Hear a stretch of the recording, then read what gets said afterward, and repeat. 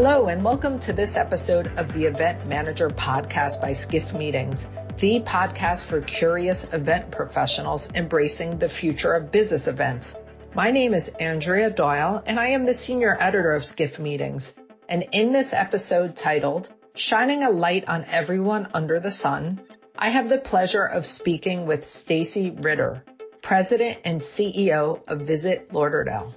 Our conversation was an important one as we discussed the Florida travel advisories and how they are impacting meetings and conventions coming to the state. We talked about whether companies should consider boycotting or not, how Visit Lauderdale's tagline, "Everyone under the sun celebrates all." We talk about the evolution of the area and how when in 1974, when Ritter arrived, it was a sleepy little beach town, but today is a vibrant community where more than 100 languages are spoken. We talk about breaking the glass ceiling and the convention center renovation and how that will be a game changer for the area. I hope you enjoy listening to this conversation, and I invite you to check out other episodes of the podcast, which you can find on our website or by subscribing through your favorite podcast service. Thank you.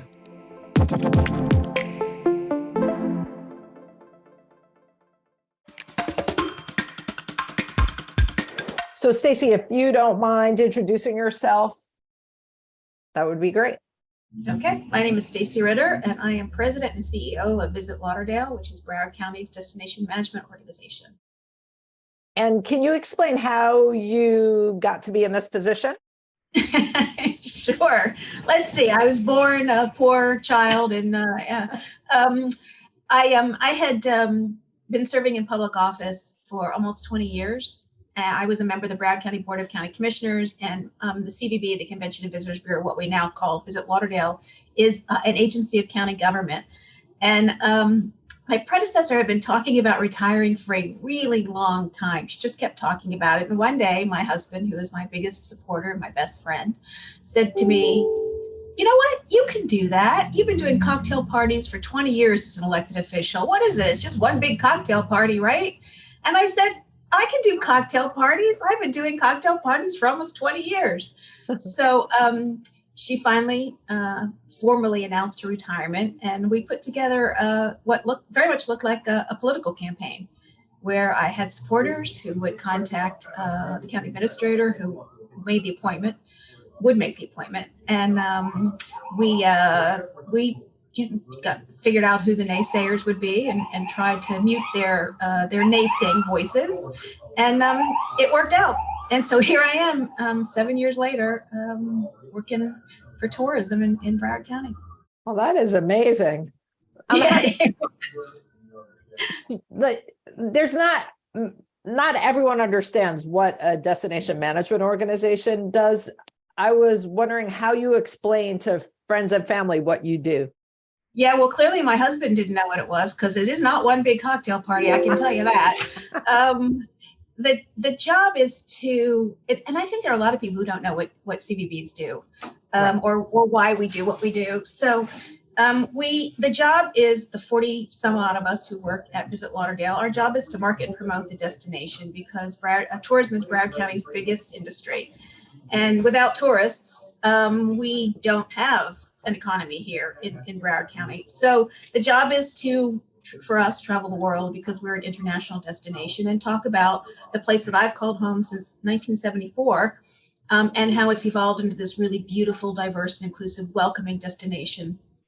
But that's the job, to go talk to tour operators and travel agents and consumers and business people and business publications and leisure publications, to bring in influencers and people in tourism, both on the leisure side and the business side, and show them all we have to offer so that they will bring their business, whether it's conferences or for travel agents, leisure travelers, to Broward County so that people stay employed. Can you just touch upon the convention space you have? Well, we are, the Broward County Convention Center is currently undergoing renovation and reconstruction. We're building, for the first time ever, an attached hotel, an 801 room Omni Hotel, which will open in late of 2025.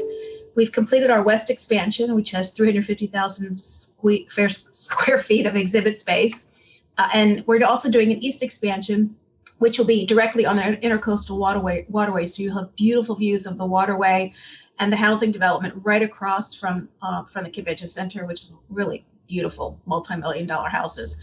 And it will also include a 60,000 square foot ballroom, which will be the biggest ballroom in the Southeast. And it'll all come online by end of 25. It also includes, for the first time for us, a CVB office building. We will be at the convention center, which we're all very excited about. And we're very much looking forward to cutting that ribbon. It's been a long time in the making. Broward County's tried 4 times to build a hotel, and the 4th time is the charm. And to see it come out of the ground is pretty amazing, especially, as I said, I've lived here for so long and watched the county try to build this hotel, that the fact that it's going to be happening under me is really, really, really exciting. It'll be like my swan song. And as far, it'll be like my swan song. Well, that's great. And as far as meetings and conventions are concerned, is this a game changer? Yeah, 75% of Visit Lauderdale's business is leisure, but that 25% that's business is really key to keeping the hotel industry afloat. And I've learned this since I got here, because as I said, I was not in tourism before I got here. So that 25% is put on the books years in advance. You know, people are booking 28, 29, 30 now for groups and conventions, and so hotels can bank that.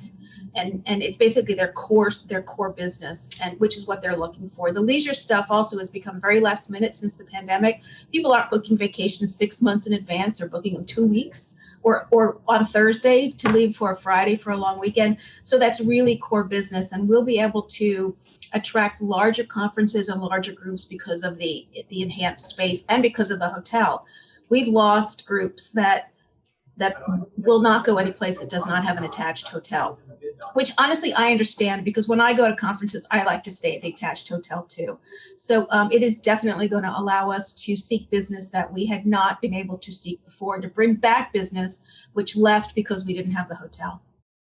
That's awesome. Yeah.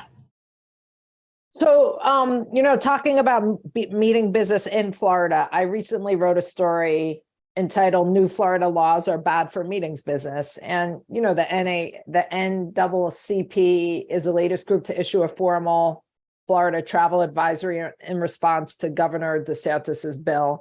The LGBTQ plus and the Latino communities have done the same. And, there's talk that meetings and events are canceling. And, there's some that have the contracts in place and have to bring the groups now, but they will not consider it for a few years out. I was wondering how this is impacting the greater Fort Lauderdale area. Well, as of this recording, we've in the past 2 weeks, we've lost 7 groups that have chosen not to come here, specifically because of the policy decisions that are being made in Tallahassee. Those are the ones that have told us the specific reasons why. I've no doubt that there are others that don't want to say that, but won't be coming here. And we also know from talking to meeting and event planners that there are many clients that don't even want RFPs sent to Florida at all. So I can tell you what we've lost, those who have reached out to us and we were working with and that have decided to cancel for that reason.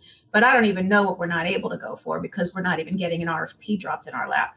So it is, I think the problem is that policymakers don't see that impact, because Florida is experiencing record tourism. And because it's experiencing record tourism, nobody who makes these decisions is looking up and saying, oh, hey, you know what, this might have a negative effect at some point. And then there are those who call what the NAACP and Equality Florida have done as political stunts. So when you don't take seriously what's going on here, and we take at Visit Lauderdale what is going on in the state very seriously, then you're not going to see a potential negative impact. And when I say we take it seriously, because we are a destination of 2 million people live in Broward County. We're 170 nations represented by our residents speaking 147 languages. You can't get more diverse. I read a statistic recently that said we're more diverse than the island of Manhattan. So when you are that, then the fact that there are people who are pushing back on being diverse and inclusive makes us double down on it even more. So we continue to push that message of diversity and inclusion. We are welcoming, but more importantly, or maybe equally importantly, when you don't come here because of politics or because of policy, you're actually hurting those people who share your values. You know, when you're and we respect both organizations, Equality Florida and the NAACP, and we also respect the Human Rights Campaign, which put out a warning. But when you are doing that, you are hurting small businesses, minority and women-owned businesses, gay-owned businesses who rely on tourism to keep their businesses afloat. And so I would want to go to a place where people share my values. And while that may not be all of Florida, that is definitely Broward County. So you say by boycotting, you hurt small businesses. What do you recommend groups that have views that are different than these views that are in DeSantis's bills do? Well, call us, contact Visit Lauderdale, and we can direct you to those places where, tell us what your client's values are, what your values are, which I'm pretty sure we know if you're an ally or a member of those organizations, and we can direct you to the places where your dollars are actually going to help. Now, having said that, I understand, although I don't agree with people who don't want to come here and don't want to send their sales tax dollars to Tallahassee. I get it. But when you do that, again, what you are doing is you are hurting those gay and women and minority-owned businesses which share your values and which embrace what you stand for. And that's Broward County.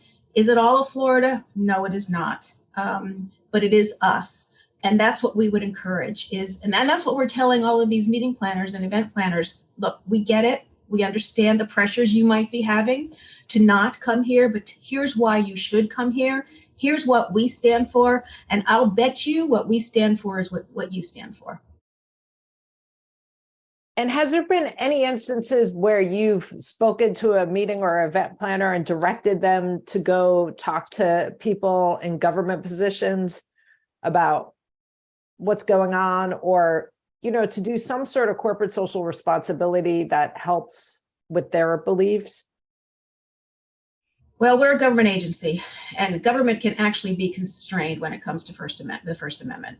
Government can't constrain private businesses, but government can constrain itself. And so I refrain from doing that. I will talk to my Board of County Commissioners. I will share with my Board of County Commissioners and my boss, the county administrator, the business that we've lost, the things I'm hearing, the emails I get regularly from people outside of Florida who say they're never coming here and they love Fort Lauderdale, but they're never coming here. Mm-hmm. But the county has lobbyists, and their job is to go to Tallahassee and send the message, the Broward County message.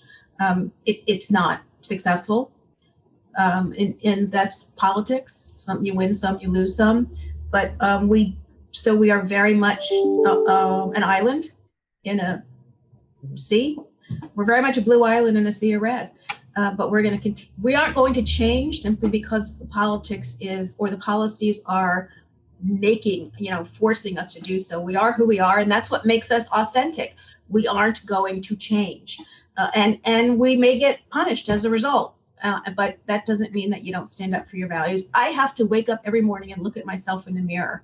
And the only way I can do that is to stay true to the values that I bring to the table and that my destination brings. Can you tell me about your Everyone Under the Sun campaign? Yeah, well, when I got here, the Greater Fort Lauderdale Convention Visitors Bureau was using the tagline, "Hello, Sunny," and had been for a very long time. And the destination has really evolved into something that's very cosmopolitan, and we have a leisure product that we didn't have 10 years ago.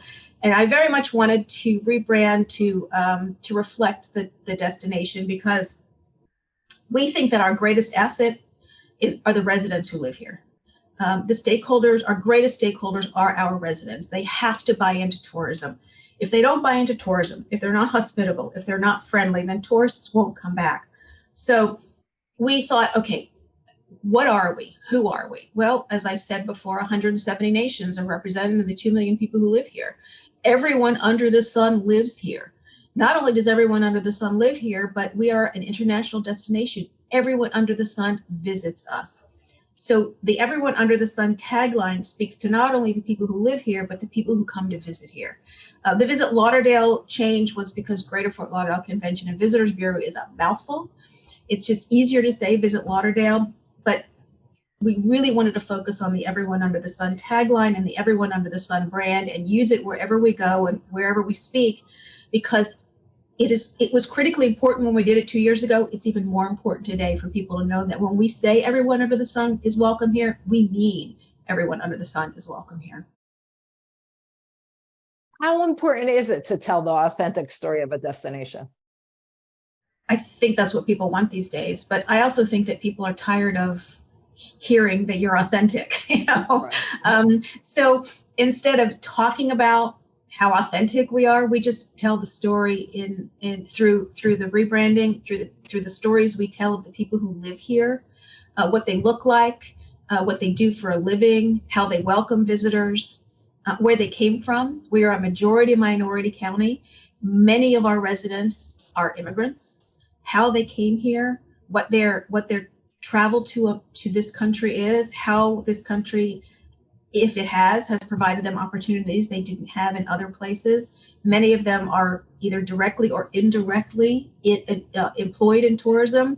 So it transfers to a tourism related story. Here's why I came to this country. Here's how I got to tourism. Here's how I treat visitors when they come, because they are also visitors in the respect that they were not born here. They were not necessarily raised here, but they've come here to enjoy a new life and how that evolves into the experience of the visitor. That we think is our greatest story. Is when I got to Broward County in 1974, it was very white, very straight, very conservative, very male-centered. And it has become a completely different, beautifully woven tapestry. That's what we do best, is tell those stories. And you don't have to say they're authentic, because the authenticity just either bounces off the page or comes through the video screen. We talk to people who love this place as I love this place, and you can hear it and feel it in their voices and in the smiles that they bring. And that authenticity, I guess, translates to successful meetings and conventions. Well, we have, knock wood, been successful, and we do believe that we will be successful with the new convention center, the expanded convention center and the hotel. But we also know that there are some storm clouds out there that we are going to have to figure out how to navigate through or dissipate somehow or push back. We recognize that. And so wherever we go and whenever this question arises, because Florida has become a very critical part of the conversation, we just say what we've always been. We were the first destination to have an LGBT plus dedicated department back in the 90s. We aren't doing anything different that we've been doing for 30 years. It's just that people are paying more attention to it now because Florida has become is consuming the oxygen as it relates to the conversation about diversity and inclusion. And so people are paying more attention. We're delighted they're paying attention to us because this is who we are. So we think that we can navigate it, but we also think it's going to be a little rocky between now and whenever the road smooths out. How important is diversity and inclusion when it comes to meetings and conferences? Well, we think it's important in everything that we do.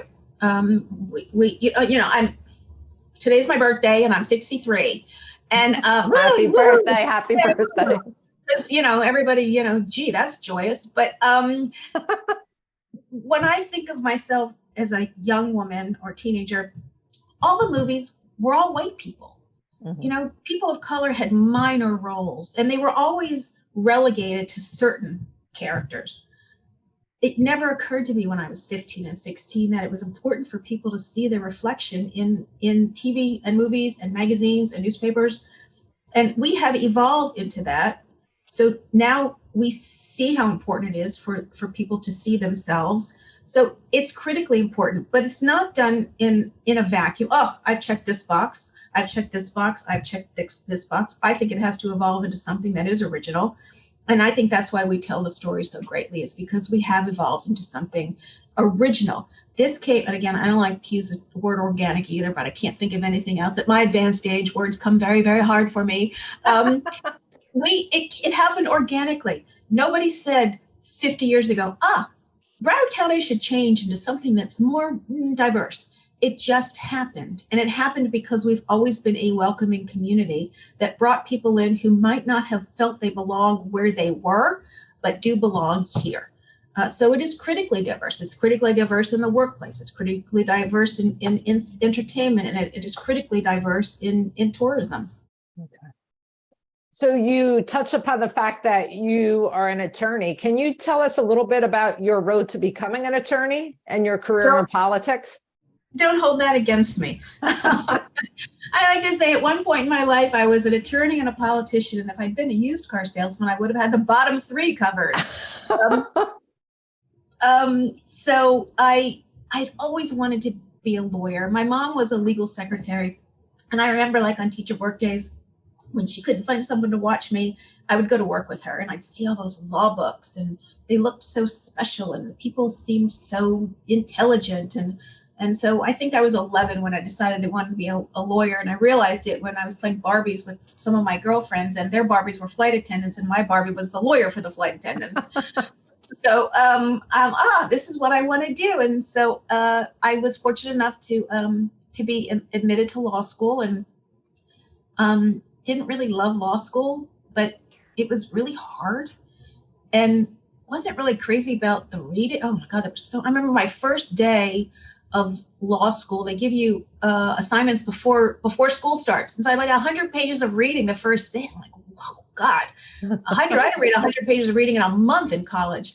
So and I graduated. I graduated, I passed the bar, and LA Law was the number one show on TV. And I thought, I'm going to get a corner office on Biscayne Bay, overlooking the bay, and it's going to be wonderful. And they're going to bring me bagels and donuts at our morning meetings, and people are going to say, look at Stacy, she's incredible. And none of that happened. I ended up in a law library, a dank, dark law library, researching for a year. Like, this is terrible. Where's my corner office? Where are my donuts and bagels? And don't they realize how amazing I am? What's wrong with these people? And so I decided to get married and have babies.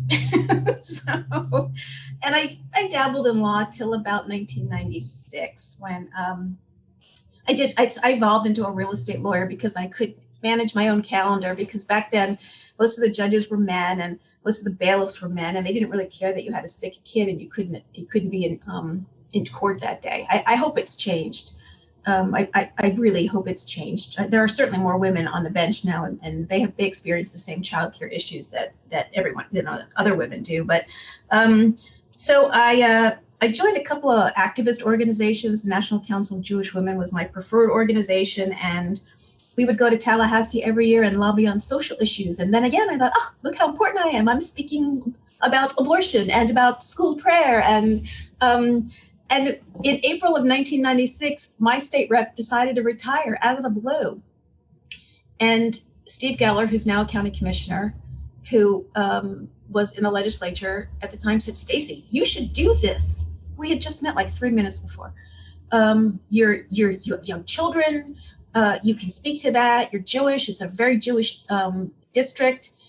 You're socially liberal. That's really the district. You should do this. And I should do it. And so I said, what the hell? And I threw my hat in the ring, and I had no experience. I'd never run a campaign. I'd worked on a couple, but I cobbled together. Well, cobbled isn't the right word. I worked very hard to get a professional campaign staff. Some of it fell in my lap because they didn't like my opponent, who was a two-time school board member. She'd won countywide twice, and I beat her, and I won. Wow. And nobody was more shocked than me, because I wasn't supposed. The newspapers didn't endorse me, and neither the Herald nor the Sun Sentinel endorsed me. And they said, "Oh, she's nice, and she's probably got, she's probably going to go someplace at some point, but it ain't going to be this time." Well, they were wrong. But I worked hard. I knocked on doors for 8 weeks, every day, 8 hours a day, rain or shine. And the summers in South Florida are brutal. But I worked my ass off, and because I really, really wanted it. And I thought I could really, really do it. And the voters responded. I was born, I guess. a career was born, and I loved being an elected official. I loved the things that we could do. But after nearly 20 years, I felt that it was time to move on to something else, which I don't think enough elected officials do. I think they hang on until the bitter end, and I think that, and many of them don't think that there's life after politics, but I can tell you that there is life after politics, and it can actually be a better one.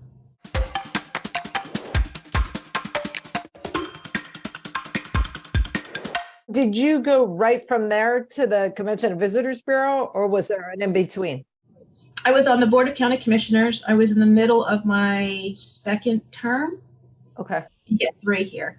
And so I had, in 2006, I was trying to figure out whether to run for a state Senate seat or the county commission seat. Both were open seats. And I called a dear friend of mine, and he said to me, Stacy, you got to do the county commission, and you're going to love it for about 6 years, and then you're going to hate it.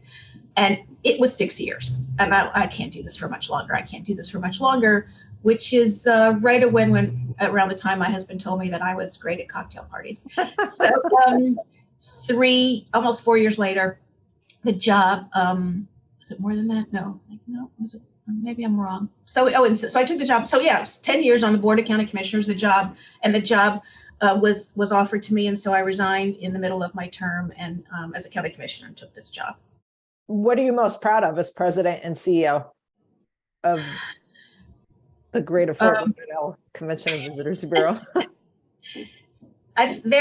There's the administrative story, and I never really considered myself an administrator, but I've become one because we are a county agency, and there's a lot of paperwork when you work for a government agency. So getting the correct policies and procedures to ensure that when we spend money, it is spent wisely. That's the boring answer, but it's also a really important answer. But that has happened, and it has taken many, many years to do that, so that nobody has to worry that the money is being spent irresponsibly or without fiscal constraint. But the really fun part has been the rebranding and being able to talk about this place that I have called home for so many, it's almost 50 years. Next year will be 50 years that I've lived here, and to be able to talk about the place that I love and tell the story about how it's changed.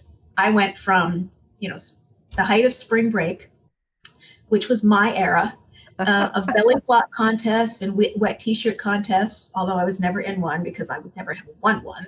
But and nickel beers and the button and the elbow room and puking on the beach and puking in what was then a Holiday Inn, what is now something else, and not remembering and being 10 in a hotel room and trashing the place because we were kids.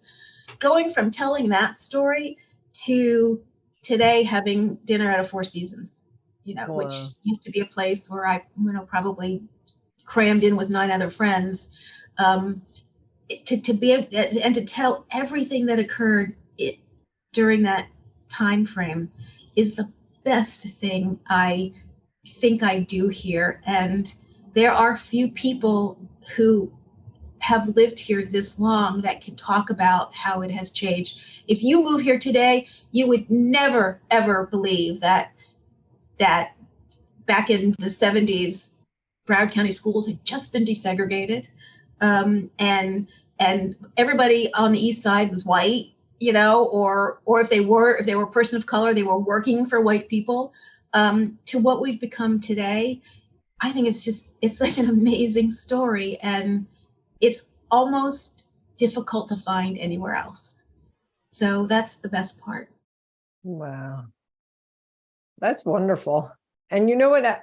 I really respect you being so honest about the fact that, partying, spring break.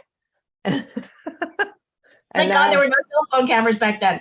There is not a single shred of evidence to suggest that any of that actually happened. So thankfully.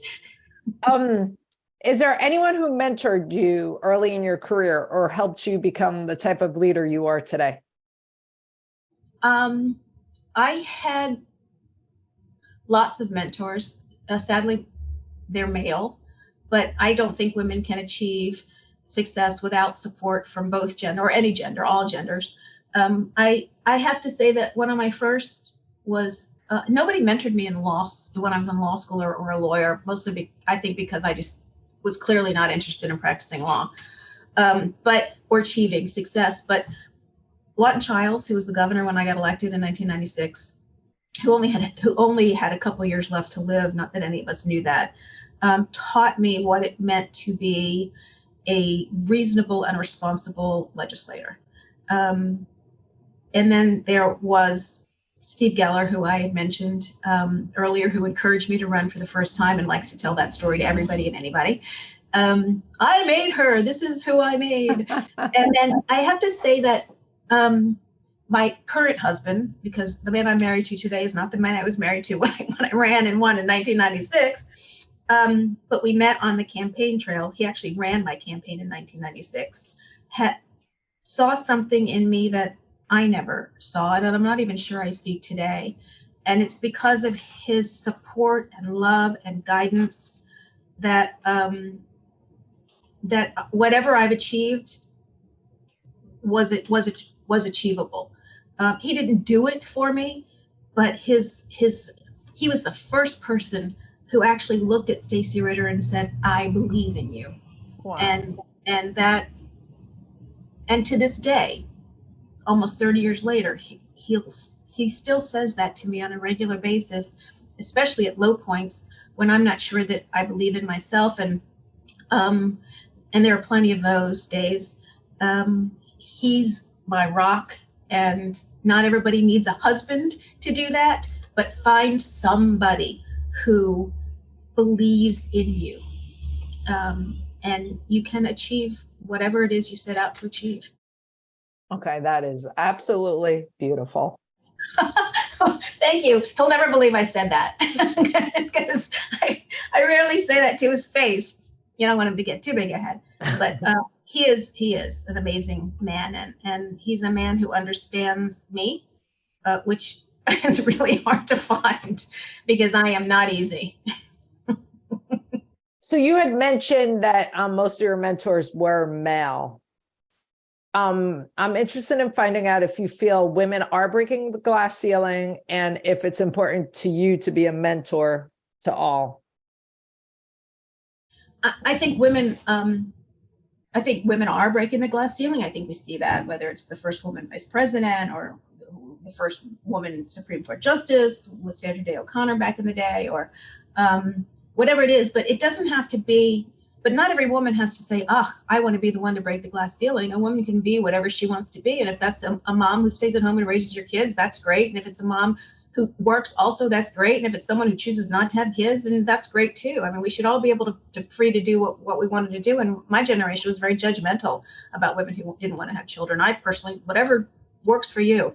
But I think that because my generation was mentored by men, that we boomers, female boomers, certainly the ones I know, and this holds for me, we are very much interested in making sure that the next generation of women and the one after that doesn't take them as long to get wherever it is they want to go. Women don't become CEOs until they're in their 50s.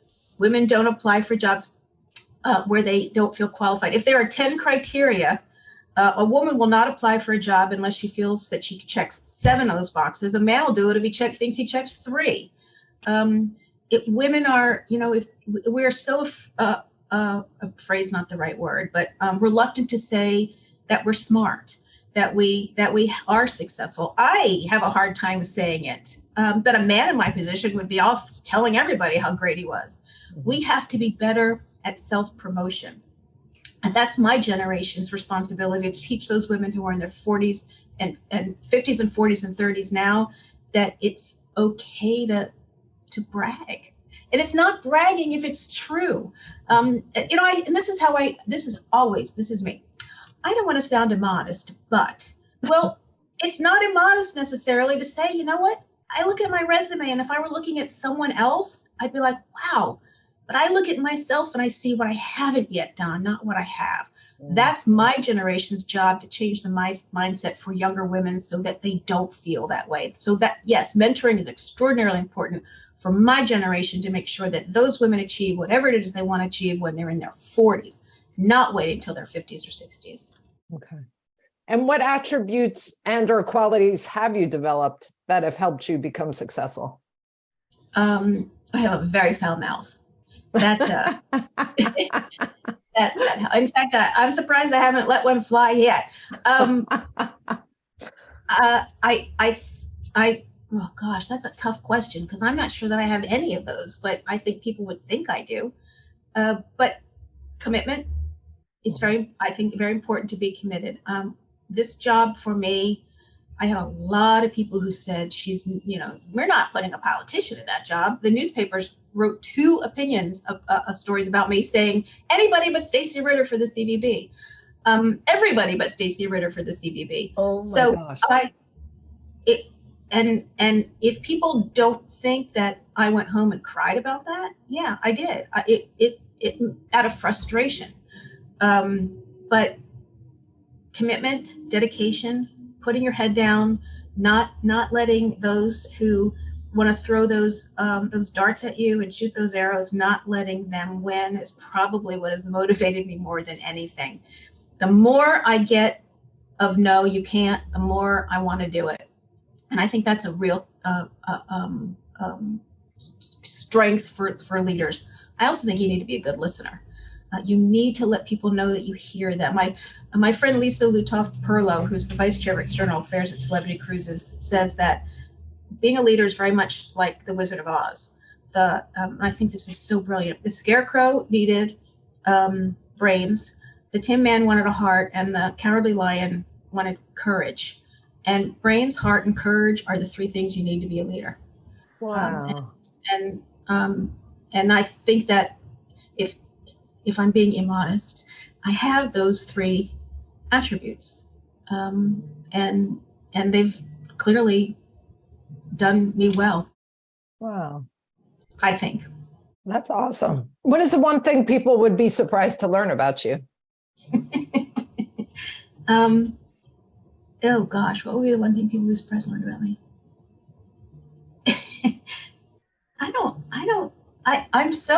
I feel like I'm such an open book that I'm not sure that anybody would be surprised about anything about me. But I do like to listen to podcasts and paint at the same time. And I think that people would be like, wait, she paints? So I think that might be, everybody knows I love shoes and everybody knows I love to shop. And everybody knows I like to do karaoke and pretend that I'm Madonna from 1982. But they don't know that I like to paint. And tell me about, you have an Oscar on your desk? It's an Emmy. And what was that for? We did a video called Greater Together back in 2017, right after Donald Trump got elected president. And we were all at the World Travel Market in London in November of 16, the night of the election. And the next day, lots of people walked around shell-shocked. And a lot of the international crew would come up to us and say, WTF, what are you people doing? And as the conversation went to immigrants were bad and all of that negative talk, we felt that we needed to start pushing back. We would never have the bully pulpit of the White House, but whatever we did have, we were going to use. We put together this video called Greater Together, which showed the diversity of the destination, and we won an Emmy for it. Yay. Oh, that's amazing. So in wrapping up, what do you feel the future holds for your organization and the meetings and conventions industry as a whole? I think meetings have come back, not to the levels of pre-pandemic, but but the tourism industry has to stop marking 19 as the benchmark for everything, because through 4 years later, things have changed drastically. People travel differently. People think differently. I remember going to China in 2019, in September 2019, and they're all wearing masks. And I'm like, oh, what are they wearing masks for? How silly. And, and then 6 months later, we were all wearing masks. So people have evolved in their thinking. So it's come back, and I think it will get better for us and for everyone else. People want to travel. People want to go back to conferences. I think 2 years ago, none of us thought people were going to want to go to conferences, but they do. They want to meet in person again. There's a connection you get in person that you just cannot get electronically. So I think it's very bright. But I Today, I would say it's a little dimmer than it was maybe 6 months ago, based on some of the policy changes. But pendulums swing, and I would encourage people who think they know Florida to take a second look and not give up on us. Florida is 20 million people. We are not monolithic. We do not think as one. We are not the Borg. We are all, whether you think left, right, or center, there's a lot of thought and a lot of conversations going on in Florida that would be encouraging to people who do not live here and only get Florida from, the little snippets they see from the news. So that's what I would say. Come here, show your commitment to our values. We will show you our commitment to yours, and they align. And check out the new convention center and the new hotel when it comes online, because the shiny new toy is at Visit Lauderdale, and you're going to want to play. So we always end our podcasts by asking, who should we have on our future podcast? Who would you recommend? I love Chuck Davison at Visit SlowCal, which is San Luis Obispo. I think he is really interesting. Interesting is not the right word. Interesting sounds like he might be dull. He's not. I've learned a lot from him in tourism. He's been he's been a mentor to me in tourism. But the way he has moved the needle for SlowCal has been really impressive to watch. And so he is definitely one that I would bring on. I'd also, ask Jeff Freeman, who's the head of the U.S. Travel Association, to come on. New leadership, Roger Dow, who'd been there for many, many years. So Jeff's got some new ideas on where to take the U.S. Travel Association. I think he would be a good person to have on your podcast as well. And you're part of that association, aren't you? Yes, we are. We are Chairman Circle members of USTA. In fact, we are bidding for IPW for 2026, which would be a first for this destination. We've never had IPW here. So we're keeping our fingers crossed. They're coming in July for a site visit, so we're keeping our fingers crossed. Great.